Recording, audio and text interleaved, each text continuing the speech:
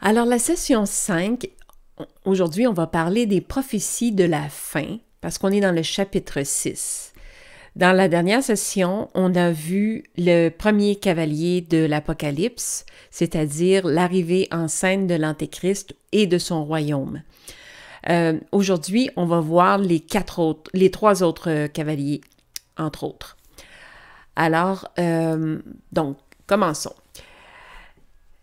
Je vous remets ici les premiers signes, les premiers événements qui vont arriver pendant la période des tribulations. Donc, les premières choses, les premiers événements qui vont vraiment, réellement démontrer que la tribulation ou l'apocalypse est commencée, ce sera l'ouverture des 7 premiers sceaux, dont les 4 premiers sceaux sont l'arrivée en scène de l'Antéchrist, le premier cavalier, le cavalier blanc. Ensuite, les 3 cavaliers suivants, qui sont le roux, le noir et le vert chloros, vert verdâtre, si on peut dire, qui sont la guerre, la famine et les pestes et différentes morts, en fait. C'est la mort qui vient. Soit les pestes, c'est un mot biblique pour dire, dans le fond, ce que nous, on appelle à notre époque maintenant les pandémies, un mot qui est très actuel. Et il y a aussi la mortalité par les bêtes sauvages que la Bible nous dit et par la violence, dans le fond, par l'épée. Donc, ce que je veux seulement souligner dans cette image-là, c'est que les premiers sceaux, Dieu va utiliser les humains, dans le fond, pour exécuter son jugement. Autrement dit, les premiers sceaux sont la manière dont Dieu exécute le jugement, c'est qu'il livre les humains à leur désir, dans le fond. Les hommes ont désiré se rebeller contre Dieu. Ils ont décidé de l'abandonner. Ils ont décidé de se tourner soit vers d'autres dieux ou soit vers l'humanisme, vers leurs propres moyens. Donc, le jugement de Dieu, en fait, c'est qu'il les livre à leur désir, à leur choix, à leur volonté. Et ça, c'est très important parce que, notamment, on entend Yuval Harari qui... au Forum économique mondial, qui parle de la fin de la volonté avec le transhumanisme. Il a mentionné que le libre arbitre serait terminé avec le transhumanisme et avec l'Internet des corps, l'Internet une fois que l'Internet est dans notre corps. Et c'est significatif parce que, dans le fond, une des bénédictions que Dieu nous a données, une des plus grandes grâces qu'il nous a fait, c'est de nous laisser libres. Le libre arbitre, c'est la plus grande bénédiction de Dieu. Il ne veut pas qu'on retourne à lui de manière forcée. On n'est pas ses esclaves, on n'est pas sous une dictature avec Dieu. On est là par amour, par choix. Et donc, les premiers jugements, c'est que Dieu nous livre à nous-mêmes. Il se retire en quelque sorte, on pourrait dire, et il laisse l'Antéchrist prendre le relais. Donc, il livre les humains à leur désir. Et effectivement, le libre arbitre va se terminer parce que sous le règne de l'Antéchrist, il n'y en a plus de libre arbitre. Là, l'esclavage commence. Et là est toute la tromperie. Donc, c'est ce que je voulais souligner. Les premiers jugements, c'est Dieu se sert des humains. Ensuite, à partir des trompettes, il va utiliser des événements naturels ou surnaturels pour déverser sa colère de justice pour venger sa création, mais il déverse sa colère justement sur ceux qui ont détruit la terre, sur ceux qui ont asservi l'humain en tant que fils de Dieu, en tant qu'héritier de Dieu. Donc ceux qui ont choisi Dieu ont été trahis par ceux qui vont prendre le pouvoir pendant la première période de tribulation, et c'est contre eux que Dieu se venge, non pas contre les justes. Donc, ce que je voulais faire aussi aujourd'hui, c'est étudier donc cette notion de ténèbres. Et pour ça, on va lire une partie de versets de la création des cieux et de la création des cieux dans la Genèse.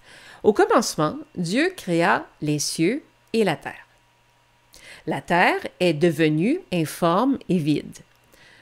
Pour ceux qui ne sont pas au courant, la traduction qui est maintenant mieux acceptée par rapport à ce verset, c'est pas que la terre était informe et vide, elle n'était pas. Le mot qui est utilisé en hébreu peut vouloir dire aussi est devenue informe et vide. Et dans une autre session, on a vu que la version privilégiée, c'est vraiment devenue informe et vide, parce qu'elle n'a pas été créée informe et vide. Dieu l'a créée parfaite. Et donc, il est arrivé quelque chose qui a fait en sorte que elle est devenue informe et vide, et il y avait des ténèbres à la surface de l'abîme, et l'Esprit de Dieu se mouvait au-dessus des eaux. Des eaux. Je vous fais remarquer, eau est au pluriel. Dieu dit que la lumière soit, et la lumière fut. Dieu vit que la lumière était bonne, et Dieu sépara la lumière d'avec les ténèbres. Dieu appela la lumière jour, il appela les ténèbres nuit. Ainsi, il y eut un soir, il y eut un matin, ce fut le premier jour. On est relativement familier avec ce verset-là. Ensuite, il est écrit, Dieu dit qu'il y a une étendue entre les eaux et qu'elle sépare les eaux d'avec les eaux. Et Dieu fit l'étendue, il sépara les eaux qui sont au-dessous de l'étendue d'avec les eaux qui sont au-dessus de l'étendue. Et cela fut ainsi. Dieu appela l'étendue ciel.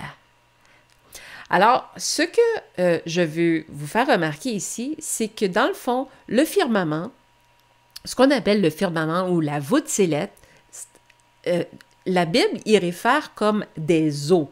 C'est un état des eaux. Il a séparé donc les eaux liquides des eaux qu'on appelle, en fait, qu'on réfère à la Voie lactée. La Bible réfère à ça comme les eaux. Et donc, il a séparé le ciel d'en haut d'avec le ciel d'en bas. Et ensuite, il a séparé les eaux sur la terre. Et ce qu'il dit, Dieu dit que les eaux qui sont au-dessus du ciel se rassemblent en dessous du ciel, se rassemblent en un seul lieu et que le sec paraisse. Là, on parle vraiment des océans, donc on a créé la terre et les eaux. Alors, ce que la Bible nous dit, c'est que, moi, ce que je veux vous faire remarquer, c'est qu'il y a 3 niveaux de cieux. Dans la Bible nous dit qu'il y a 3 cieux. Le premier ciel, le deuxième ciel et le troisième ciel. Et voici comment on peut se le représenter. Le troisième ciel, c'est l'endroit où, on nous dit dans la Bible, Dieu habite dans le troisième ciel. Ensuite, il y a le deuxième ciel et le premier. Le premier, c'est l'espace qui entoure, c'est le ciel bleu, c'est l'atmosphère terrestre qui crée le premier ciel. C'est là où les oiseaux et les avions se promènent. Je veux vous faire réfléchir à quelque chose. Avez-vous déjà pensé à ce qui est prééminent dans le cosmos ou l'univers? Est-ce que c'est la gravité? Si vous regardez l'image, qu'est-ce qui est prédominant dans l'image? Est-ce que c'est la gravité? La lumière? Non, c'est les ténèbres. Même sur la Terre, on n'a qu'environ, grosso modo, 12 heures de clarté par jour, et ça par la grâce de Dieu, parce que Dieu a créé le luminaire qu'il appelle le soleil et le luminaire de lune pour éclairer, sinon on serait dans les ténèbres. Mais la Bible nous dit que Dieu n'est jamais appelé le Père des ténèbres. Alors, qu'est-ce que ça peut vraiment signifier quand on pousse la réflexion plus loin? Jacques nous dit « Toute grâce excellente et tout don parfait descendent d'en haut, du Père des Lumières, chez lequel il n'y a ni changement, ni ombre de variation. » Alors Dieu n'est pas l'auteur des ténèbres non plus, il n'est pas le Père des ténèbres, il est le Père des Lumières. Donc si le deuxième ciel, qui représente en fait le cosmos, et le firmament, c'est exactement cette limite qu'on voit entre le deuxième et le troisième ciel, c'est que dans le fond, Dieu a créé le cosmos. Le mot cosmos veut dire organiser, ordre. Il a créé le cosmos, mais les ténèbres sont dedans. Parce que il y a une barrière entre le deuxième et le troisième ciel. Le troisième ciel est inondé de lumière, mais le deuxième ciel est inondé de ténèbres. Il est dans les ténèbres et la terre fait partie de ces ténèbres. Sauf qu'elle a une enveloppe de lumière, on pourrait dire de lumière, je dirais presque artificielle. C'est une lumière que Dieu a mis dans le cosmos pour nous. C'est comme ça qu'on pourrait, on peut l'envisager. Les ténèbres existent lorsqu'il y a une absence de lumière, parce que l'univers, c'est vraiment le royaume des ténèbres. C'est un endroit hostile, qui est impropre à la vie. Il n'y a pas d'oxygène. On ne peut pas survivre dans le cosmos. C'est un espace mort. C'est mortel pour l'humain. Et c'est sombre et c'est froid. Donc, c'est le royaume des ténèbres. L'obscurité est le seul dénominateur commun qui est constant dans tout l'univers. Elle est partout et a tout imprégné. Tandis que la lumière, elle doit provenir d'une source. La lumière du soleil provient d'une source.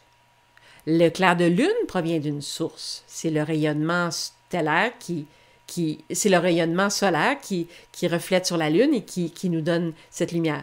Il y a le rayonnement stellaire, le rayonnement des étoiles vient d'une source. Donc, toute forme de lumière, qu'elle soit naturelle ou artificielle, dans la construction actuelle de cet univers, doit provenir d'une source. Supprimer cette source, et c'est l'obscurité qui règne. L'obscurité, elle, n'a pas de source. L'obscurité est, tout simplement. La vérité est que, bien que le Créateur soit un Père de lumière, en qui il n'y a pas de ténèbres du tout, nous vivons dans l'obscurité perpétuelle. C'est la réalité, et c'est une pensée assez effrayante quand on y pense. Donc, j'ai fait une petite recherche sur le mot ténèbres dans la Bible pour comprendre qu'est-ce que les ténèbres vraiment et dans quel contexte le Dieu, le Seigneur, utilise le mot ténèbres partout dans sa parole.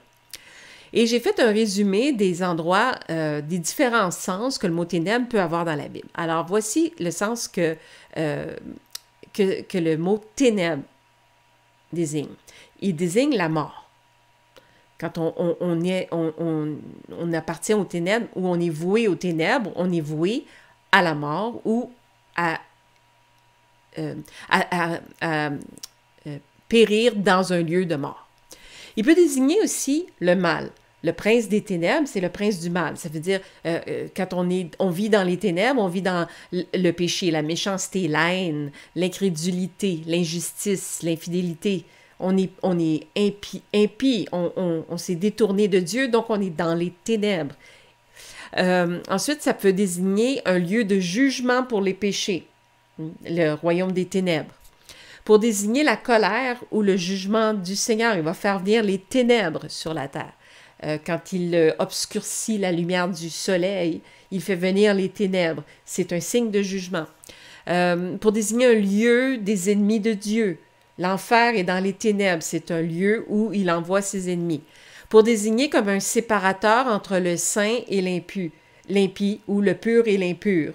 Donc les enfants de lumière versus les enfants des ténèbres. Pour indiquer le fait d'être abandonné par Dieu.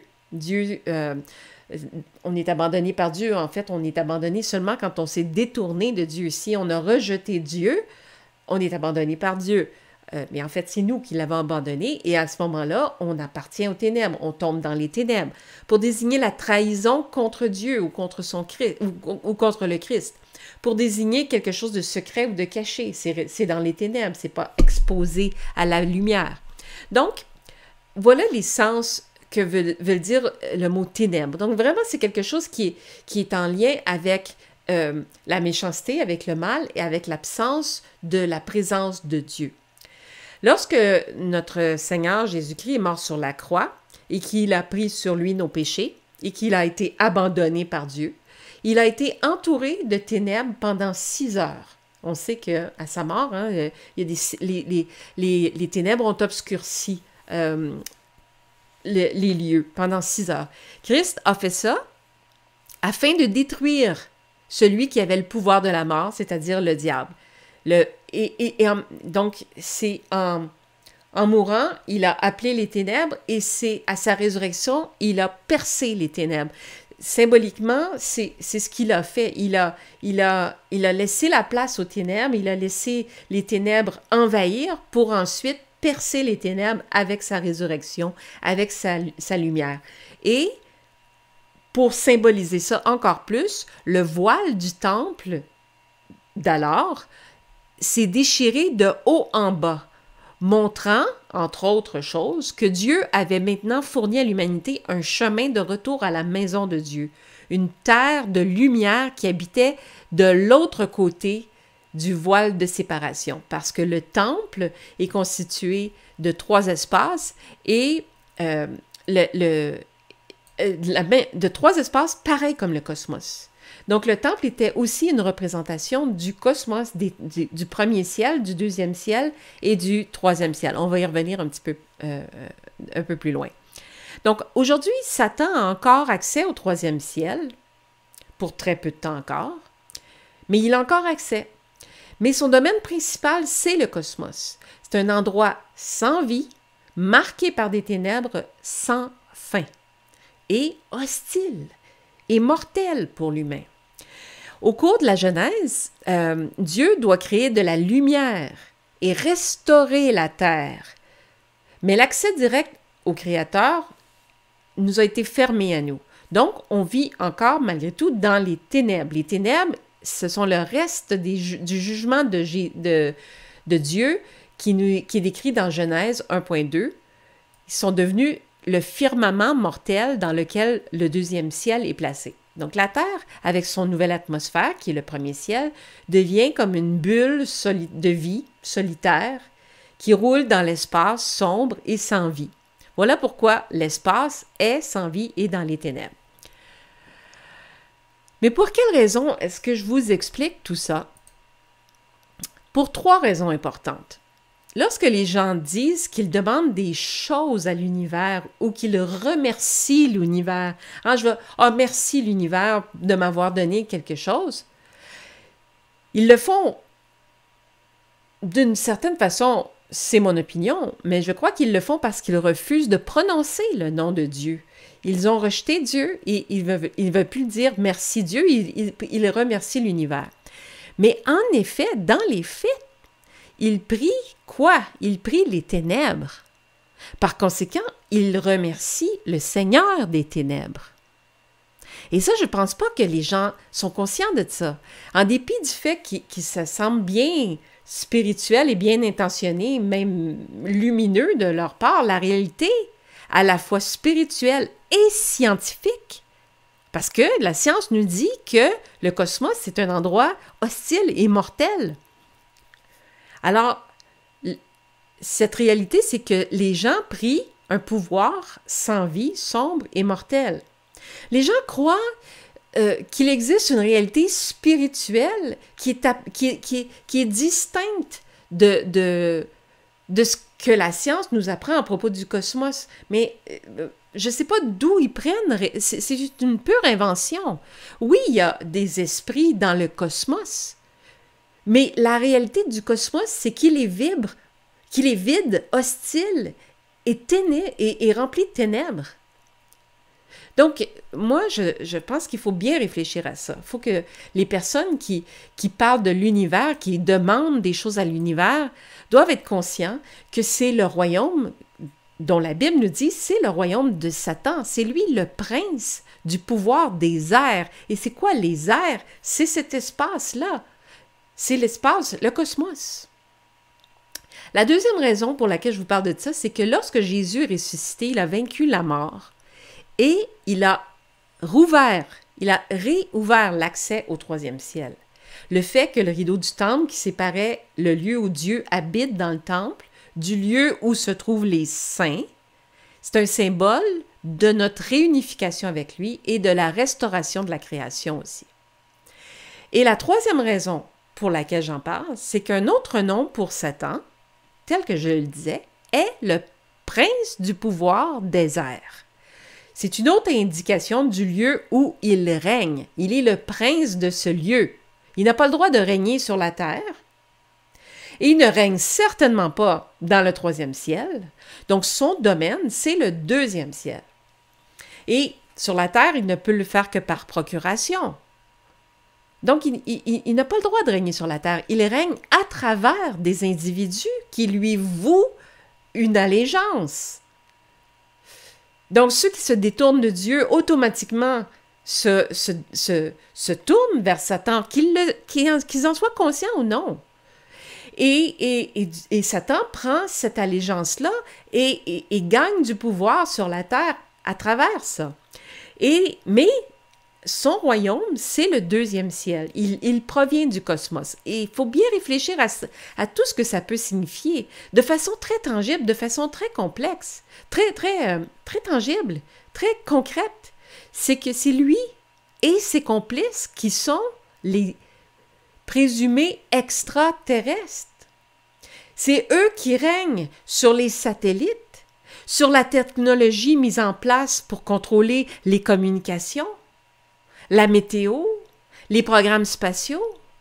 J'ajouterais même qu'il est la puissance derrière l'Internet, l'électricité.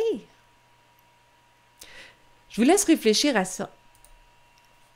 Maintenant, essayez seulement d'imaginer ce que sera le 2e ciel lorsqu'il va être restauré et inondé de la lumière de Dieu. Parce que durant le millénaire, nous allons vivre dans la lumière.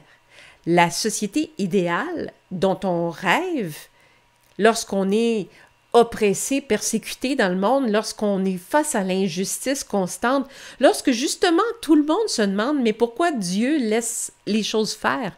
Mais parce que Dieu n'est pas le seul à opérer sa volonté sur la terre. La volonté des hommes, parce qu'on a le libre arbitre, et fait en sorte qu'on crée cette misère, qu'on crée cette difficulté. On n'a pas à blâmer Dieu pour ça. Elle provient de nous et elle provient surtout aussi de l'influence de l'ennemi qui profite du fait qu'on se détourne de Dieu pour nous influencer. Donc, la société idéale à laquelle on aspire, on y aspire parce qu'à la base, on est fait à l'image de Dieu et on aspire à retrouver ce qu'on a perdu, la promesse que Dieu nous a faite de vivre dans un monde d'harmonie. Donc, ce rêve-là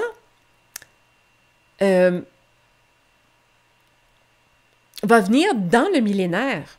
Les enfants vont recevoir l'éducation la plus inspirante et la plus stimulante. On va travailler, nous, à des œuvres qui vont nous passionner. Et on va être bénis de Dieu. Il y aura des festivités plusieurs fois par année. On va occuper des postes au gouvernement pour transmettre l'harmonie. On va bien gérer comme on souhaiterait que nos gouvernements gèrent aujourd'hui, mais quand on pense, quand on imagine à toute l'ingéniosité, la créativité qui pourrait être mise au service de l'humanité, bien c'est ça qu'on va vivre dans le millénaire. C'est la promesse qui nous attend. Il faut s'accrocher à ça parce que Dieu ne ment jamais. Et il dépasse toujours tout ce qu'on pourrait imaginer. Donc, le jour du jugement doit arriver avant de mettre en place le royaume. Et le but des tribulations, c'est de motiver la race humaine à se tourner vers Dieu, à enfin reconnaître qu'ils sont trompés, qu'ils sont sous l'emprise d'un mensonge, d'une illusion, d'une tromperie depuis toujours, et que le monde de justice auquel ils aspirent provient de Dieu. Et pour ça, Dieu place chaque individu sur la terre face à un choix. Il va le faire encore pour un certain temps, mais comme vous pouvez le remarquer, plus le temps avance, plus la folie gagne les gens. Et le bon choix devient plus difficile à faire pour eux, parce que les gens sont de plus en plus pris au piège, je dirais possédés par une force qui les éloigne de Dieu. Et cette force-là, et ces gens-là qui s'éloignent de Dieu, ultimement, seront jugés sévèrement. Donc, le ciel, j'ai mis pour bien marquer mon point que les cieux, le 2e ciel va être inondé de lumière et qu'il n'y aura plus de ténèbres pendant le millénaire, ben, il y a ce passage de l'Apocalypse qui nous dit « Le ciel se retira comme un livre qu'on roule ». Quand on parle de ce ciel-là, on parle du deuxième ciel, du cosmos. Donc, comme un parchemin, je devrais dire, qui devrait être écrit, là, ça devrait être un parchemin qu'on roule parce que le firmament est très mince. Et il y a des scientifiques qui en ont parlé, comment la matière de l'univers est mince. Et la Bible nous dit qu'elle s'use comme un vêtement. Donc, il est mince et on peut la rouler. Et toutes les montagnes et les îles furent remuées de leur place. Donc, ça entraîne évidemment, imaginez les conséquences sur la terre. Comment ça va être, tout va être tremblé et être remué de sa place. Et les rois de la terre, les grands, les chefs militaires, les riches, les puissants, tous les esclaves et les hommes libres se cachèrent dans les cavernes et dans les rochers des montagnes pour se soustraire à la vue du Seigneur qui va paraître dans les cieux, à cette lumière éblouissante, parce que là, ils vont comprendre toute l'erreur qu'ils ont faite. Donc, Luc nous a dit, il a dit à ses disciples, c'est-à-dire dans Luc, Jésus a dit à ses disciples, « Des jours viendront où vous désirerez voir l'un des jours du Fils de l'homme, et vous ne le verrez point. On vous dira, il est ici, il est là, n'y allez pas, ne courez pas après. Car comme l'éclair resplendit et brille d'une extrémité du ciel à l'autre, ainsi sera le Fils de l'homme en son jour. » Donc, c'est un autre passage qui nous indique que la lumière va resplendir d'une extrémité du ciel à l'autre, simultanément, parce que le ciel va se remplir de lumière et Dieu, Jésus, va apparaître. Et ça, je le mentionne aussi parce qu'on sait qu'il y a une tromperie monumentale qui se prépare avec le projet Bluebeam et on présume qu'il va y avoir toutes sortes de phénomènes, de prodiges dans le ciel, des apparitions. Il y en a déjà eu d'ailleurs sans le projet Bluebeam, mais des trucs comme les apparitions de Fatima, des trucs, des projections dans le ciel qui vont paraître extrêmement réalistes. Ce sera toujours trompeur. Tout le temps, trompeur. Parce que voilà ce qui va arriver quand le Fils de l'homme va venir. Le ciel va se remplir de lumière. Il n'y aura plus de ténèbres, il n'y aura plus d'obscurité. Et ça va être... on ne pourra pas se tromper à ce signe-là. Alors, toutes les tromperies qui s'en viennent, les mensonges qui s'en viennent avec le projet Bluebeam, les projections, les phénomènes célestes qui vont se produire, parce qu'ils sont plus avancés, évidemment, que qu'est-ce qu'ils nous montrent, mais ce qu'ils nous montrent déjà est quand même assez impressionnant. Mais ça va être au-delà de ça pour tromper l'humanité. Et bien sûr, on va faire apparaître des figures du Christ dans le ciel, mais ce ne sera pas le Christ, ça va être le faux Christ. Mais les gens vont se tromper. Mais pour que vous le sachiez, quand le Christ va arriver, le deuxième ciel va s'inonder de lumière. Ça va être un signe qui ne trompe pas. Ensuite, un autre passage de Luc, Jésus a dit « Ce qui arrivera du temps de Noé arrivera de même au jour du Fils de l'homme. Les hommes mangeaient, buvaient, se mariaient et mariaient leurs enfants jusqu'au jour où Noé entra dans l'arche. Le déluge vint et les fit tous périr. » Donc, premièrement, c'est important de comprendre qu'est-ce qui s'est passé au jour de Noé, l'état dans lequel le monde était. Mais aussi, ce qui est important aussi de retenir, c'est que le jour où le jugement de Dieu va arriver, les gens vont ça va être business as usual, excusez-moi l'anglais, ça va être, la vie quotidienne va paraître relativement normale. Le jour du jugement va tomber sur la terre comme un filet attrape une proie. Ça va être très soudain. Et donc, il n'y a pas de signe pour ceux qui dorment, pour ceux qui ne sont pas au fait des prophéties, qui ne sont pas préparés, qui ne sont pas illuminés par l'Esprit Saint. Ça va les prendre par surprise.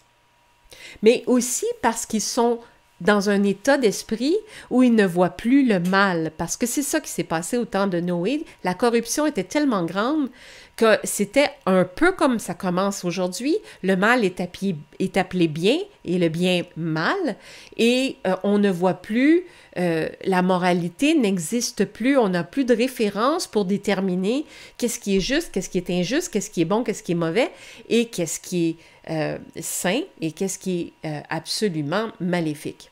Donc, c'est l'état dans lequel va se trouver la société bientôt, et ça ne paraîtra pas pour les gens, le commun des mortels qui dort. Il dit aussi, ce qui arrivera du temps de Lot arrivera pareillement. Les hommes mangeaient, buvaient, achetaient, vendaient, plantaient, bâtissaient. Mais le jour où Lot sortit de Sodome, une pluie de feu et de soufre tomba du ciel et les fit tous périr. Il en sera de même le jour où le Fils de l'homme paraîtra. La raison pour laquelle, ici, en fait, on parle aussi du jour de Lot. Les circonstances sont à peu près les mêmes. On dit, dans le fond, que ça va prendre les gens par surprise. C'est un peu ce que la vie va sembler normale. Mais la raison pour laquelle on parle des jours de Noé et les jours de Lot, ce qui distingue les deux périodes, si on veut, c'est qu'au temps de Noé, la corruption de toute chair était la situation. Le métissage des races, la corruption génétique de toute la création faisait en sorte que tout était corrompu. Toute chair était corrompue. Et au temps de Lot, il y avait un peu le même phénomène, mais de façon un peu différente. C'était plutôt au niveau de la perversion sexuelle et de la perversion idolâtre. C'est-à-dire que Sodome et Gomorrhe étaient des villes où l'homosexualité régnait beaucoup, mais il y avait beaucoup de perversion aussi, parce qu'il y avait beaucoup de rituels, d'échanges entre... je ne vais pas trop élaborer là-dessus, mais il y avait beaucoup de ce qu'on pourrait appeler d'occulte, de satanisme, et donc de rituels, de sacrifices d'enfants et de perversion sexuelle associée à des rituels pseudo-spirituels ou sataniques. Donc, c'est deux états de corruption extrême qui entraînent un jugement. Mais dans les deux cas, ceux qui étaient dans cette vie-là ont été pris par surprise.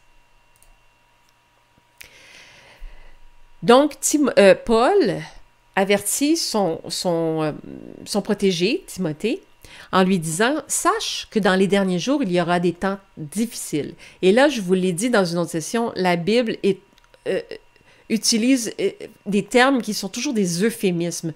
Quand on dit des temps difficiles, d'autres traductions disent des temps périlleux. Je pense qu'on est plus proche du sens du mot périlleux que difficile ici. Car les hommes seront égoïstes, amis de l'argent, fanfarons. Fanfarons dans le sens où on se moque, des moqueurs, on se moque de tout, on rit de tout. Il n'y a rien de sérieux, il n'y a rien de grave. Hein? Est-ce qu'on voit ça à notre époque? Absolument. Hautains, blasphémateurs, rebelles à leurs parents, ingrats,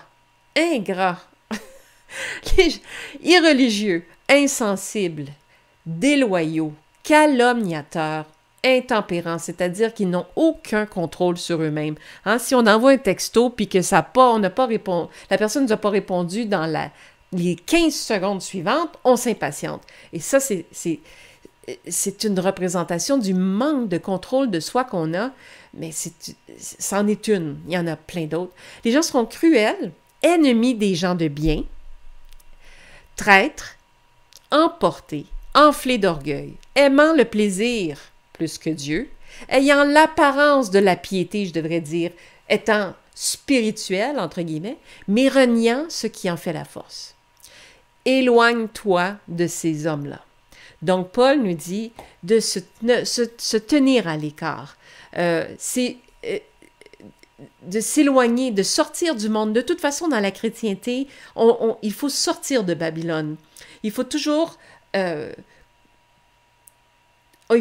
s'éloigner du monde pour pouvoir, premièrement, voir toute sa corruption, puis ne pas être atteinte par elle. C'est toujours la recommandation que Dieu nous fait. Donc, de s'éloigner de ces gens-là. Ça ne veut pas dire les rejeter, ça ne veut pas dire être hostile à leur égard, mais ne pas se tenir avec eux, ne pas se laisser influencer par eux, et, lorsque l'occasion se présente, d'être un modèle tel que Jésus, à l'image de Jésus, face à eux, pour qu'éventuellement, peut-être, ils seront touchés par notre paix, notre harmonie, notre bonté, notre amour du bien, notre lumière. Alors voilà ce que je voulais vous dire par rapport à ça. Donc, les 4 cavaliers de l'Apocalypse, on avait vu le premier dans une session une session passée. Donc, on avait vu que le premier sceau, c'est le cheval blanc. Il montait avec un arc, une couronne. Il est parti en vainqueur pour vaincre. Il est parti en vainqueur. OK? Ça, c'est important chaque détail dans la Bible est important, mais on pourrait commenter chaque mot tellement chaque mot est pesé dans la Bible. Mais il est parti en vainqueur, ça veut dire qu'il va vaincre par la paix. Il a vaincu à partir du moment où il arrive, parce qu'il va amener une alliance de paix. Et pour que cette alliance de paix soit reçue, l'état du monde au moment où il va paraître va être extrêmement chaotique. Hein? Parce qu'on sait que l'ennemi utilise toujours le principe de on crée un problème pour ensuite présenter la solution. Donc, on va créer sur la terre l'élite, les satanistes, les dirigeants du monde vont créer un chaos sur la terre pour que lorsque l'Antéchrist va se présenter, il va arriver avec un accord de paix que tout le monde va vouloir accepter, va vouloir signer. Un accord de paix trompeur, un accord de paix qu'il va briser, qu'il ne va pas respecter, mais cet accord de paix-là va être extrêmement séduisant pour le monde parce que le niveau de chaos va être tel que les gens vont le désirer. Donc, c'est pour ça que c'est écrit « va partir en vainqueur », pour vaincre. Donc, il est déjà gagnant en partant, mais il ne vient pas pour apaiser, il vient pour vaincre. Deuxième sceau, le cheval roux, celui qui le montait reçut le pouvoir d'enlever la paix sur la terre, afin que les hommes s'égorgeassent les uns les autres. Et une grande épée lui fut donnée. Alors ça, enlever la paix sur la terre, ils vont ramener une division et les hommes vont s'égorger. Mais qui égorge les gens à notre époque? C'est ceux qui ont des épées, qui ont des couteaux, et qui les utilisent au nom de leur Dieu. Je ne vais nommer personne, mais je vais prendre les paroles de la Bible. À ceux qui ont des oreilles, qui peuvent entendre, entendez. Qui fait ça au nom de leur Dieu? Donc, voilà ce qui va prendre encore plus d'ampleur et c'est déjà commencé. Les assauts au couteau, le poignardage est de masse est en cours en ce moment. Et donc, ça va s'aggraver parce que c'est le deuxième cavalier de l'Apocalypse. Ensuite, je regardais, voici apparu un cheval noir, celui qui le montait tenait une balance dans sa main. Et j'entendis, au milieu des 4 êtres vivants, une voix qui disait « Une mesure de blé pour un denier et 3 mesures d'orge pour un denier. » Une mesure de blé pour un denier, excusez-moi, je vais terminer, mais ne fait point de mal à l'huile et au vin.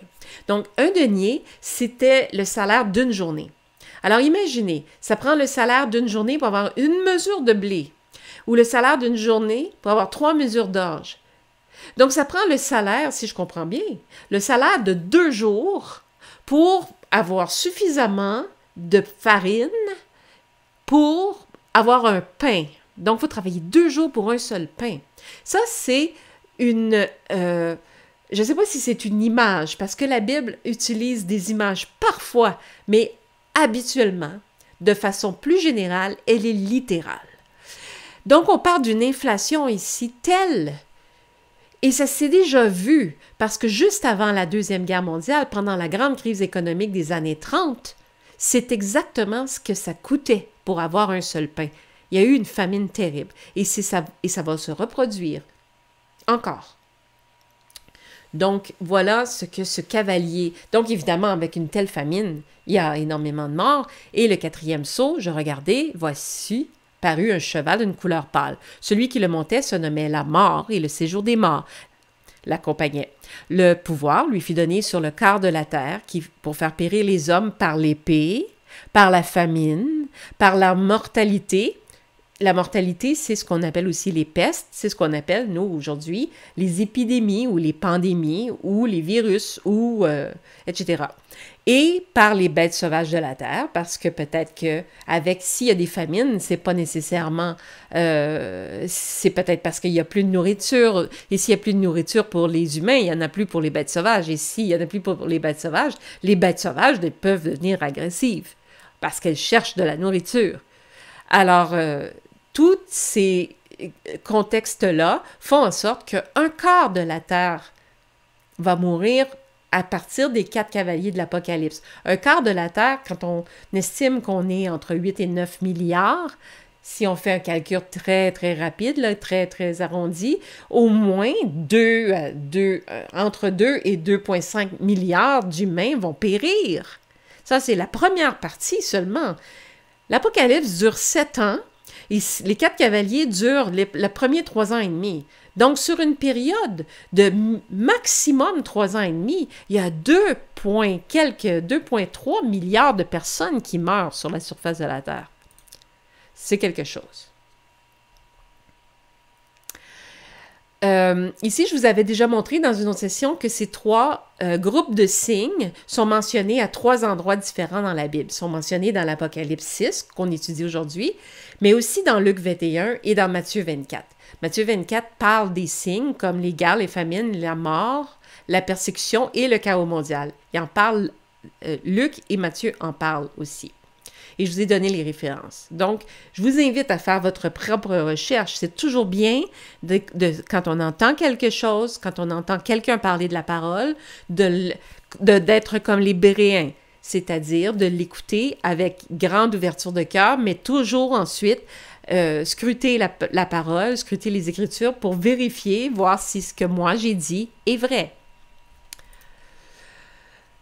Donc, étant donné que c'est ça, les signes qui s'en viennent avec les 4 cavaliers de l'Apocalypse, j'ai fait une petite revue de l'actualité.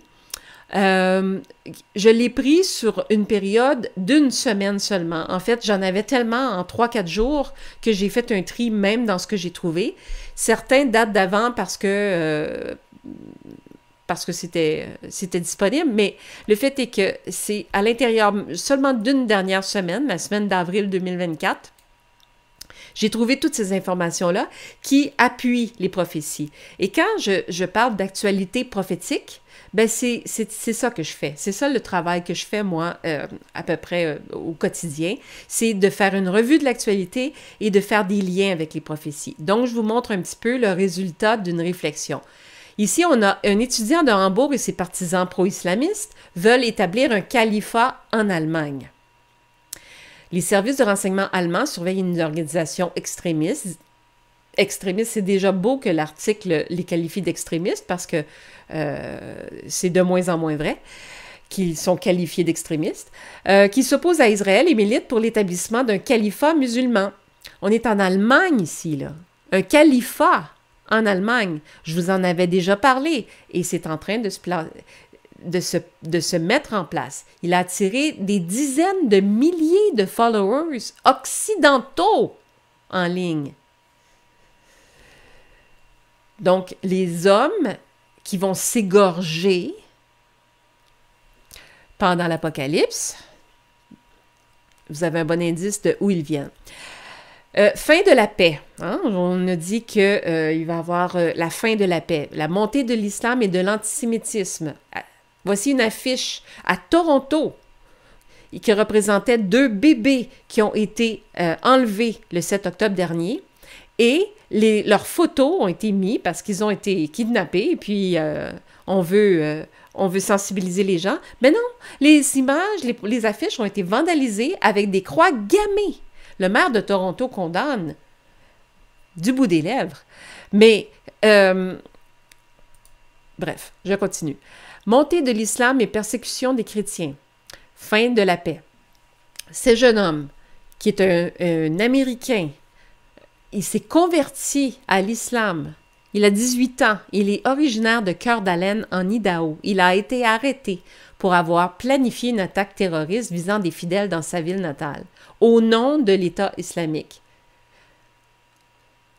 L'État islamique, on le sait, ce sont des terroristes. Je comprends la nuance entre l'État islamique et le monde musulman. Je comprends cette... Et je comprends aussi que des événements comme ça sont publicisés parce que ça justifie aussi l'espèce de loi qui sont en train qui a été adoptée au Canada et qui va être adoptée aux États-Unis, de police de pensée. Ils vont justifier leur loi à cause d'actions comme ça. Mais c'est eux qui le provoquent pour justifier leur loi aussi. Donc, ils contrôlent tous les côtés. Bref, ce jeune homme-là avait planifié, apparemment, d'attaquer 21 églises de Coeur d'Alene un dimanche en utilisant diverses armes, notamment des couteaux, des fusils et le feu.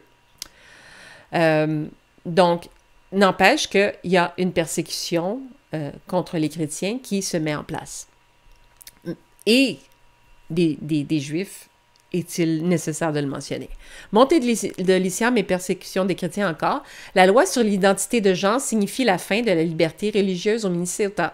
Ici, on parle comment cette loi-là, on la connaît. Elle est ici aussi au Québec. Quand on parle contre cet agenda LGBTQ, on n'a plus le droit, on est considéré comme un discours haineux, on n'a plus le droit de donner notre opinion à ce sujet. Et donc, on devient muselé à toute fin pratique. Donc, voilà.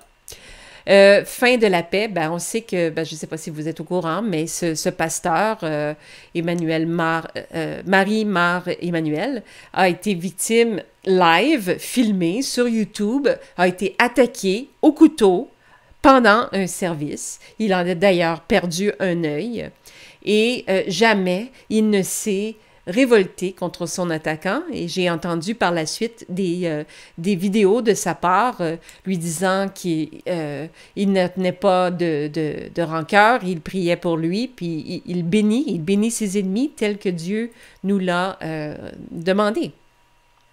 Guerre et menace de guerre, l'Europe a besoin de plus de fonds pour la défense, alors qu'une guerre plus large n'est plus un fantasme.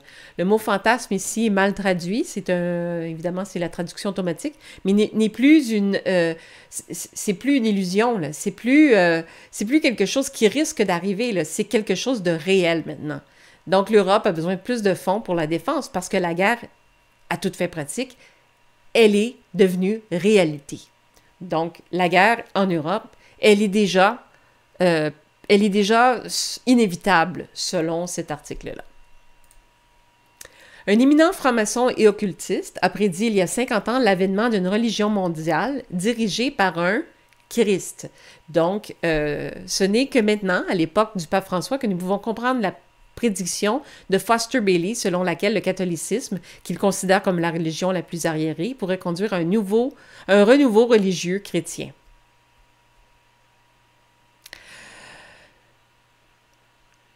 Ce que je veux faire ressortir là-dedans, c'est qu'il y aura des faux Christ. Évidemment, la franc-maçonnerie peut dire que Yahvé, ils ont la conviction inverse, que Yahvé, c'est le persécuteur, que c'est le Dieu colérique, vengeur.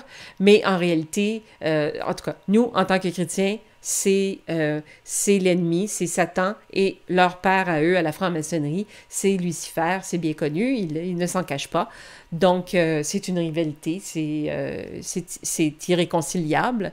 Et il y a eu la prédiction, évidemment, qu'il y aura une seule religion mondiale, et c'est une prophétie. C'est pas sa prophétie, parce que c'est la prophétie de la Bible. La Bible dit, il y aura une seule religion mondiale qui sera dirigée par l'Antéchrist, c'est-à-dire un faux Christ. Donc, voilà un article qui le confirme, mais du point de vue de l'ennemi.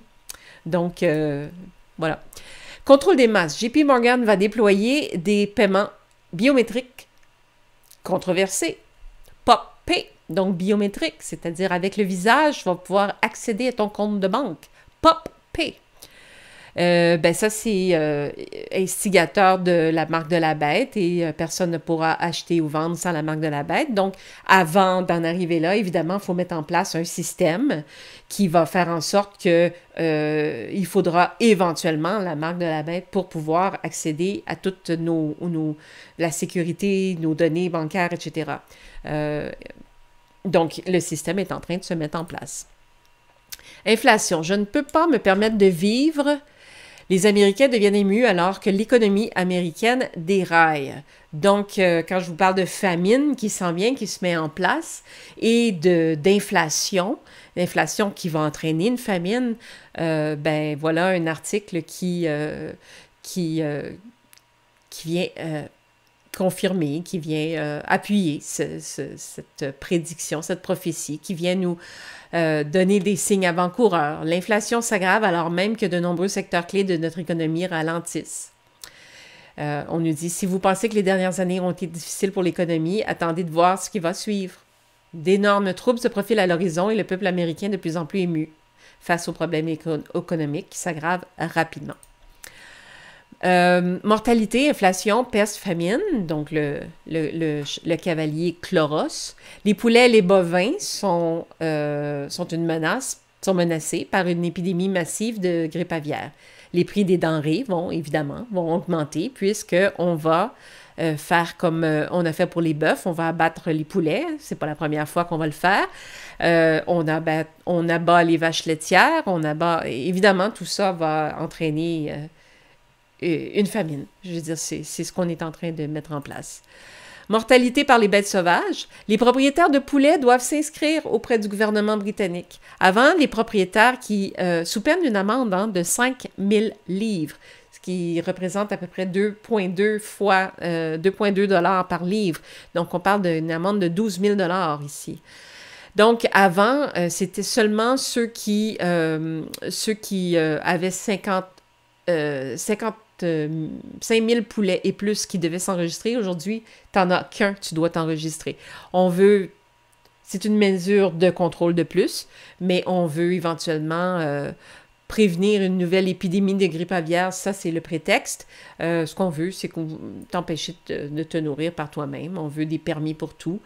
Je n'élaborerai pas là-dessus, mais bon.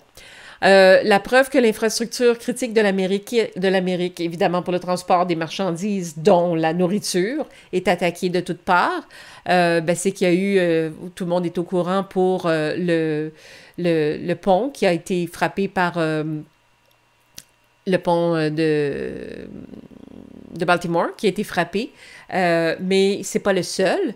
Il y a un porte-conteneur dans la ville de New York qui a presque heurté le pont Verrazano-Narrows.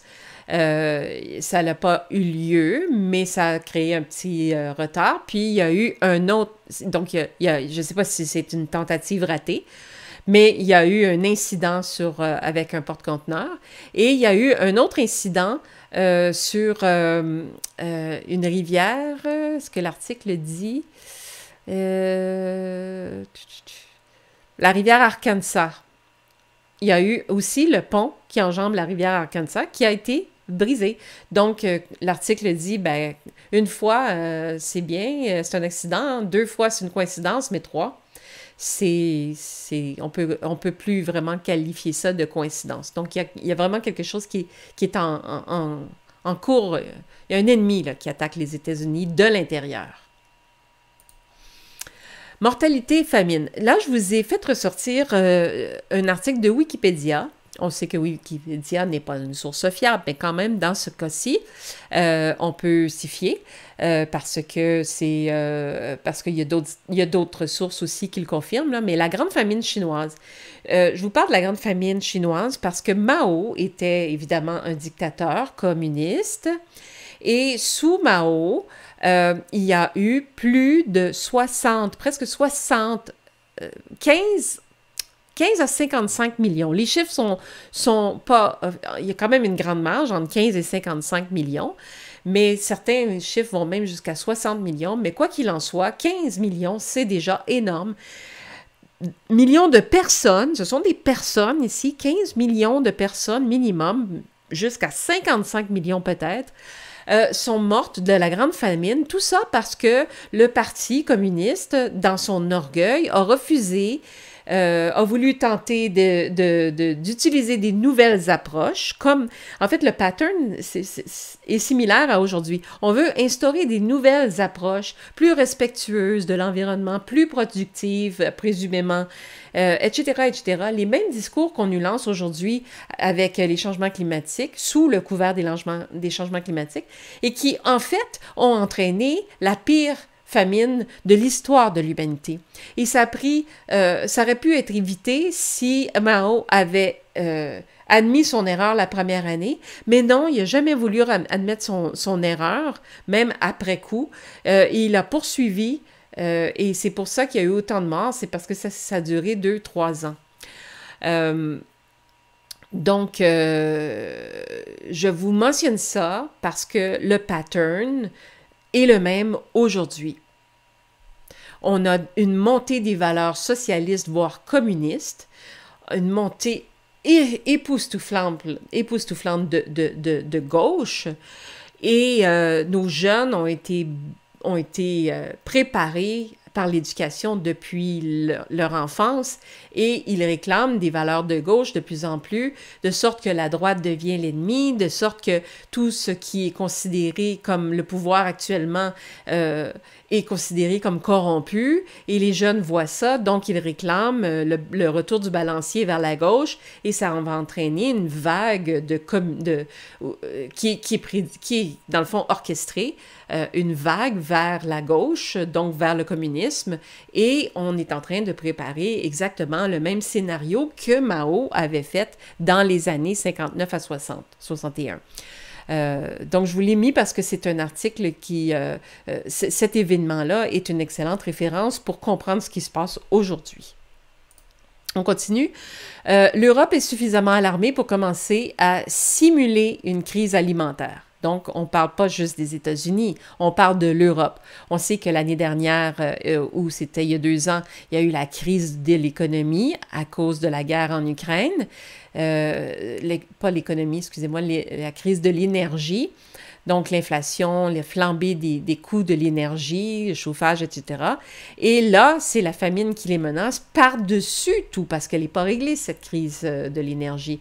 Donc, s'ajoute à ça une crise suffisamment alarmante pour qu'on fasse des simulations pour voir un petit peu quels seront les dommages. Puis, je ne sais même pas pourquoi ils font une simulation. Ils veulent certainement pas trouver des solutions. Excusez mon cynisme. Mortalité par l'épée, 7 morts dans une attaque au couteau de masse dans un centre commercial. Les autorités disent qu'elles ne sont pas sûres du mobile. Donc, toutes ces nouvelles de l'actualité nous montrent clairement que les prophéties de la tribulation sont en train de se mettre en place. Et comme je vous le disais, la Bible n'utilise pas un langage sensationnaliste. Au contraire, un langage sensationnaliste auquel on est tellement habitué, au contraire, elle dit les choses telles qu'elles sont. Et nous, il faut amplifier ces mots-là pour en reconnaître le sens véritable. Donc, on peut conclure que qu'est-ce qui se passe en ce moment dans l'actualité n'est qu'un aperçu de ce que la Bible décrit comme la réalité lorsque les prophéties vont s'accomplir. Parce que là, on est dans les signes avant-coureurs, on est dans ce que la Bible appelle les douleurs de l'enfantement. Donc, quand ça va commencer, le vrai travail, ça sera vraiment pas drôle. Donc, les prophéties relatives à l'Iran et la Turquie, il y a aussi ça qui est important parce que c'est très d'actualité. Et je pourrais pas finir cette partie du livre de l'Apocalypse sans parler, en fait, cette partie d'une espèce de tour de l'actualité, sans parler de la guerre d'Ézéchiel 38. Parce qu'on en parle beaucoup, puis s'il y en a parmi vous qui ne savent pas qu'est-ce que c'est, je voudrais juste faire un petit tour d'horizon pour expliquer qu'est-ce que c'est la prophétie. Mais je vous dis tout de suite que ce n'est pas ce qui se passe en ce moment. l'excitation, entre guillemets, ou le regain d'intérêt pour cette guerre-là, c'est parce que les pays qui sont en cause commencent à se manifester. On sent que ça commence à se mettre en place, mais ce n'est pas ce qui se passe en ce moment, et à très court terme, ce n'est pas non plus exactement ce qui se passe. Mais éventuellement, cette guerre-là va avoir lieu. Moi, je suis de ceux qui croient que cette guerre-là va avoir lieu à la fin des tribulations. Mais on ne sait pas avec précision. Mais voici de quoi il s'agit. Dieu dit, et là j'ai pris seulement quelques versets là, les plus parlants un peu, là, les plus avec les éléments clés pour comprendre l'essence de la prophétie. Donc, j'en veux à toi, ô Gog, le chef prince de Méchech et de Tubal, et je te ferai sortir ainsi que toute ton armée, chevaux et cavaliers, tous revêtus de toutes sortes d'armures, tous maniant l'épée, encore l'épée. Avec eux, la Perse, l'Éthiopie et la Libye, tous avec écus et casques, Gomer et toutes ses troupes, la maison de Togarma, du fin fond du nord, et avec toutes ses troupes, et beaucoup de peuples avec toi. Donc, sur la carte, vous pouvez voir toutes les nations qui sont mentionnées, où elles sont, et leurs noms aujourd'hui. Donc, Gomer, on pense que ça pourrait être l'Allemagne. Méchech, c'est la Turquie. Tubal, c'est une partie de Syrie, Liban. Magog, on pense que c'est la Russie. Roche, certains disent que c'est la Russie, d'autres disent que non. La Perse, ça c'est l'Iran, on en est sûr. Couche, c'est l'Éthiopie et Pout, c'est la Libye. Donc, tous ces pays, en ce moment, sont alliés et vont s'allier contre Israël. Et pourtant, le dirigeant du Nord, Gog, qui n'était pas un ancien ennemi d'Israël, va diriger une confédération de nations contre Israël. Alors, tantôt, je vous mentionnais qu'il y a des califats qui commencent à s'installer en Allemagne et dernièrement aussi, on sait qu'au Royaume-Uni, il y a les maires des principales villes du Royaume-Uni sont musulmans maintenant. Donc, il y a une montée de l'islam partout en Europe et c'est possible que ce soit la raison pour laquelle certains pays d'Europe, qui n'étaient pas, comme c'est écrit, des anciens ennemis d'Israël, instiguent en fait cette offensive contre Israël parce qu'en fait, ils seront menés par les nations qui sont l'ennemi d'Israël. Ensuite, la prophétie d'Ézéchiel dit « Dieu défend Israël contre ses ennemis. Donc, sois prêt, prépare-toi, toi et toute ta compagnie qui est assemblée avec toi.